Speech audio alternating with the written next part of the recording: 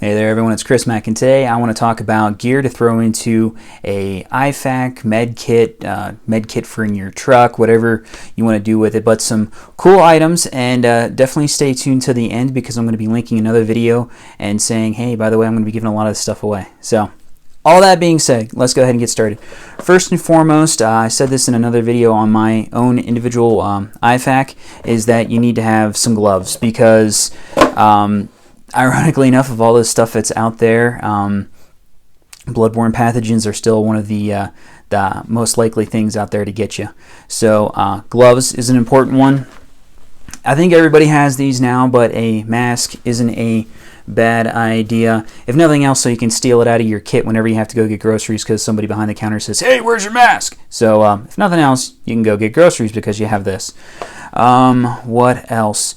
So CPR has been changing over the years now. So we do have things like these masks here. Let me open this sucker up. Long story short, though, it has a one-way valve and you can get a good seal on it, so that way you don't have to worry about them breathing on you and stuff like that. However, if something like this is too big and bulky, they do have these little keyring ones that are this big. I feel like they're a little bit cheesy, but here's what they are. Long story short, you take this thing out. It's a big old piece of plastic. It's got a one-way valve in it for breathing. It's got ear loops in it. So you put this on the person over their ears like this, and then you can do the CPR through that valve. Again, I think this is kind of chintzy, and the other thing is too, nowadays with lay person CPR, in other words, people who aren't medically trained, they're actually saying that hands-only CPR is the route to go. I'm not going to go into detail on that. If you want training and stuff like that, then American Heart Association, those guys have got all that stuff on lock for that. But anyhow, if you're not comfortable with, especially with COVID and stuff like that right now going on, of even wanting to do breaths, that's fine. Hands-only CPR, in other words, just doing compressions, they're saying is actually better than nothing. If I hadn't said it yet, links for all this stuff down below in the description. And the next thing is tools and equipment for what you need to assess, do your job, and things like that. So one good thing is a flashlight. This is just a regular Olight i3T EOS. This isn't my everyday, but I do like to have this whenever I'm at work because my everyday I don't like modes, but for medical issues I do like modes. So the fact that you got two different modes for this one is really nice. Another thing is a good Swiss Army knife because this is the Victorinox Compact.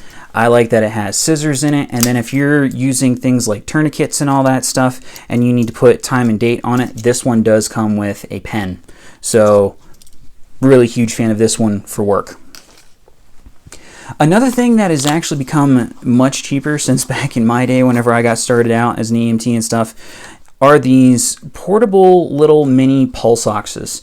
You just turn this thing on, it gives you your numbers and readings, you put someone's finger in there, and it gives you the amount of oxygen saturation that you have in your blood. Now, what I like about this is two different things. For somebody who doesn't necessarily know what they're doing when they're assessing a patient, if you have one of these and you throw it on their finger, you can see, oh, their oxygen is in the 90s. That means they're probably okay. They don't need mouth-to-mouth right now. So it's a protectant for you and then a protectant for the patient of not getting more treatment than what they actually need. The other thing is if you're not comfortable checking a pulse, whether you're going for carotid, femoral, radial, wherever you're checking a pulse, if you're not comfortable doing that, if you throw this on their finger and you see, oh, there's an oxygen saturation, there's also a pulse. So cheap little gadget that I feel like is one of those for someone who doesn't know a whole lot. This can kind of keep you out of a little bit more trouble. Well, they have a pulse because they have a pulse ox, so we're good there.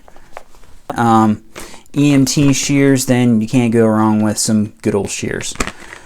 Next, let's see, what else do we have here? So something that really busts my buttons, especially working in healthcare, I was an EMT for a decade before I became a nurse, is that you see everybody and their brother out there who have like, oh, 130-piece first aid kit, 500-piece first aid kit, and then you find out that 50 pieces are Band-Aids. That doesn't help you. So I am actually a pretty good fan of this little kit here. I picked this one up at Target, but you can get these in like, it's like packs of 6 or whatever. Long story short, these are less than $1 a piece, and there's only 12 items, because that's all you need when it comes to the simple stuff. So it's got some moist towelettes in here. It's got a couple of Band-Aids. It has some 2x2 gauze in here. It's got the basic stuff, but not, oh, here's 500 Band-Aids. It's actual, the stuff that you need. So these being only like around $1 a piece, you get just the basic Band-Aids that you need, so that way you can save money and put it into gear that you actually should have more of. Back to airway with these masks. This is an NPA. There are tons of videos out there on how to use this thing. I'm not going to go over too much. What I do like about this thing is that, one, it's got a long shelf life on it. It does have an expiration date on it. But the other thing that is really cool about this thing is that you should lubricate these before you stick it in somebody. This one's pre-lubricated, so you don't have to worry about in that fidgety moment of, oh my gosh, of remembering to lube this before you stick it in somebody. So this is a really cool brand that I found, and I really like that. Other stuff here, survival blanket. These things are cheap, and in the prevention of shock, it's hard to go wrong, and they're little. They're easy to throw into a bag. Next, Israeli combat bandage. There are awesome videos out there on these things. I just love them. I do have an old one around here somewhere I should probably open up just to do some more training with, because it's been a while since I've had an old one of these to do that with. But yeah, these things are really nice. Long story short, they've got a pad in and an elastic bandage, and these are really good for stopping bleeding. Next thing is some compressed gauze for those of you who are also into 2A and there's a possibility of bullets flying. This is really good for having to pack bullet wounds should you need to do that. Another one here is some quick clot gauze. Obviously kind of goes along the same lines as the Israeli combat dressing, but just another option here as well. Else that's very important is a tourniquet. I'm a huge fan of the Rats tourniquet. This is what I carry on me every day. And I did a video about this. I'll link that down below. But long story short, do I think this is the best tourniquet out there? No. But do I think this is the best tourniquet for on-body carry? Yes. So anyhow, I'll link that video down below. Anyhow, huge fan of these guys. Next thing is, everybody and their brother here of late has gotten on the bandwagon of, oh, you need to have chest seals. Oh, you need to have a chest seal. Blah, blah, blah, blah, blah. Okay, so anytime somebody comes out with something new, they try and market it like it's the best thing since sliced bread. Chest seals are awesome. They make life a lot easier. However, I'm an old guy. I've been dealing with chest wounds since long before chest seals were a thing. That being said, you don't need that. All you need is some petroleum gauze, okay, and I'm going to link these down below, and some duct tape. This is some flat back duct tape that I found that I've actually really liked. Anyhow, that's all you need. Skinny Medic did a video on how to do chest seals with these. I'm going to go ahead and link that down below in the description, because that, for me to go into the whole thing in addition to on this video, is too much. So if you're interested in how that works, and the other thing is that to get 4 chest seals, I'm trying to make the dollar figure the same here. So to get a 2-pack of chest seals is like $15. So 4 chest seals is around $30. For the same $30, you can get a 12-pack of these and a 10-pack of these. So you have the equivalent, I mean, if you're using more duct tape because it's 10, so if this is like a mass situation, you have the equivalent to do 12 versus 4 chest seals for the same price. And duct tape you can use in more things than just chest seals, so it's not a unitasker. You can use it for a lot, and these also have multiple other uses as well. Another thing is a shema. Some of y'all might think I'm a little bit nuts for these, but actually they're great for making slings for arms. They're great if you're going to have to splint a leg or something like that, and you've got other supplies. You can cut these down into strips, and they're very strong. So I'm also a huge proponent of these. Again, links to everything down below in the description. Next, something that a lot of people forget about, which is kind of upsetting, is basic meds. So I keep this bag here to refill little kits that I have, because I was one of those guys who unfortunately bought like, oh, I've got all these first aid kits, to find out that, oh, I've got like 5,000 Band-Aids now and nothing really of any use. So I've put together a lot of smaller kits out of bigger stuff. So this is like my med bag. But anyhow, like even simple stuff like Tylenol, Benadryl, other stuff like that, it's good to have just some basic meds for things that you might run into that you think you're going to use.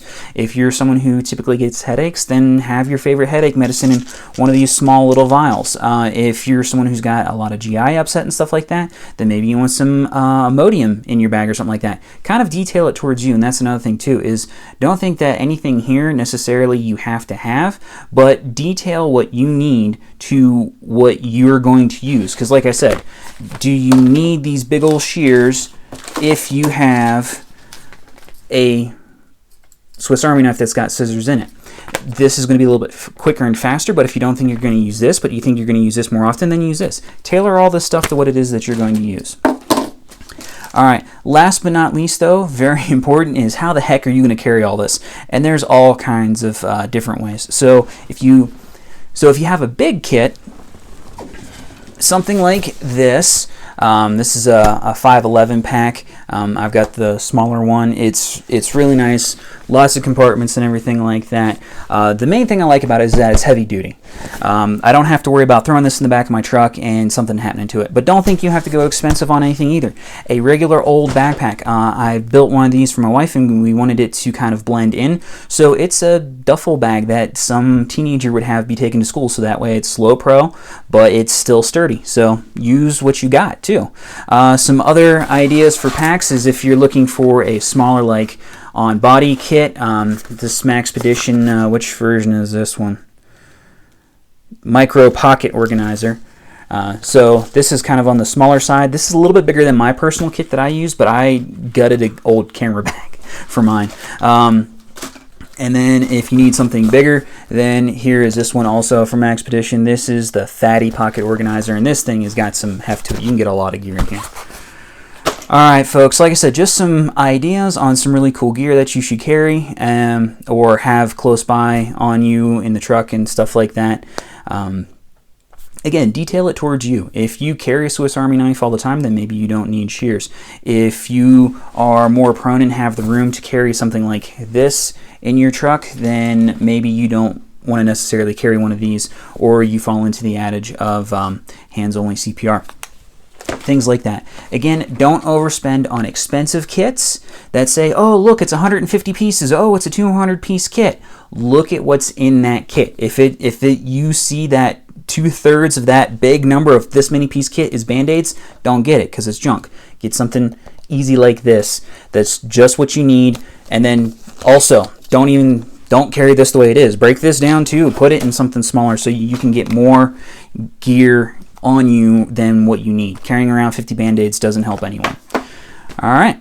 So I'm going to link down below a video of me, and I've been saying for a while that I was going to do a giveaway video here for some med stuff for the 450 subscriber giveaway, and that's coming up next. So make sure you click the link to that video down below. Thanks everyone. As always, it's Chris Mack.